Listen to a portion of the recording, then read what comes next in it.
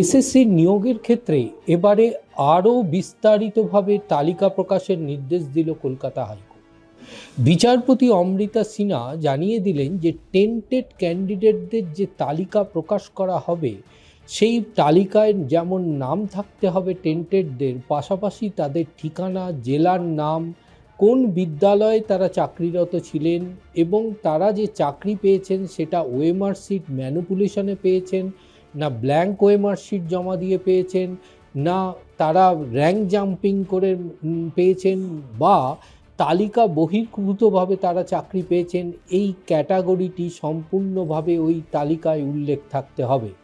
কলকাতা হাইকোর্টে বোর্ডের তরফ থেকে যে রিপোর্ট জমা পড়েছে তাতে উল্লেখ রয়েছে যে এসএসসির যে নিয়োগ প্রক্রিয়ার যে সুপারিশ, মূলত এসএসসিকে যে সুপারিশ করে সেই বোর্ডের সুপারিশ অনুযায়ী চাকরি করা হয়।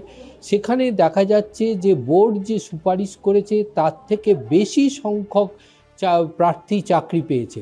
অর্থাৎ ইতিমধ্যে হাইকোর্ট আদালতে যে 1806 জনের তালিকা জমা পড়েছে, আবেদনকারীদের দাবি সেই তালিকা আরও বৃদ্ধি পেতে পারে। তার কারণ বোর্ডের যে তালিকা রিপোর্ট জমা পড়েছে তাতে বোর্ড দাবি করছে তাদের সুপারিশের থেকে বেশি সংখ্যক প্রার্থী চাকরি পেয়েছে। অর্থাৎ এই যে বেশি সংখ্যক যে প্রার্থী চাকরি পেয়েছে তাদেরকে কিন্তু এই তালিকায় পুনরায় সংযোজিত করতে হবে। তাই বিচারপতি বলেছেন যে সম্পূর্ণ তালিকা প্রকাশ করতে হবে এবং সেই তালিকায় ওই বিষয়গুলি উল্লেখ থাকতে হবে।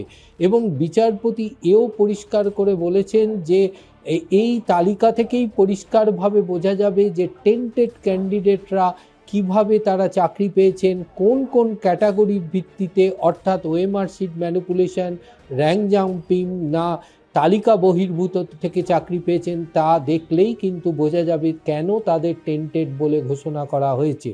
মূলত এসএসসির আদালতের নির্দেশে যে নতুন নিয়োগ প্রক্রিয়ায়, সেই নিয়োগ প্রক্রিয়ার ক্ষেত্রে টেন্টেড ক্যান্ডিডেটরাও অংশগ্রহণ করছেন এমনটাই দাবি নিয়ে কলকাতা হাইকোর্টে পুনরায় মামলা দায়ের হয়। সেই মামলা শোনায় চলাকালীন বিচারপতি অমৃতা সিনহা এই মামলার ক্ষেত্রে যে বিভিন্ন টেন্টেড ক্যান্ডিডেটদের বিশেষভাবে চিহ্নিতকরণের জন্য এই নির্দেশিকা জারি করেছেন বলে আইনজীবী মহলের মত।